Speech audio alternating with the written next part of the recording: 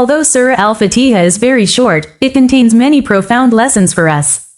What can we learn from Surah Al-Fatihah? 1. Praising Allah. Alhamdulillah. Through this, we learn that all praise belongs to Allah alone. Everything good in our lives is a blessing from Him. 2. Having love and hope in Allah. Allah is Ar-Rahman, Ar-Rahim, meaning He is the most compassionate and the most merciful. So when we make mistakes, we should not lose hope, rather, we should turn back to His mercy. 3. Remembering the hereafter. Maliki Yawm-ud-Din. Allah is the owner and master of the Day of Judgment. This reminds us that we will be accountable for our actions. 4. Worshipping Allah alone. Iyyaka na'budu, you alone we worship. This means that Allah should be the central focus of our worship and obedience. 5. Seeking help from Allah. Iyyaka nasta'in, you alone we ask for help. We should make our efforts, but true help and ability to succeed come from Allah. 6.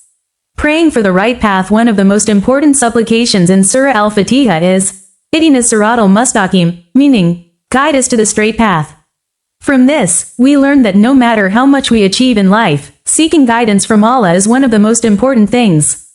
A little reflection. Surah Al-Fatihah reminds us every day, praise Allah, right pointing arrow, hope in His mercy, right pointing arrow, remember the hereafter, right pointing arrow, worship Him alone, right pointing arrow, seek help from Him, right pointing arrow, and always ask Him to guide us to the straight path.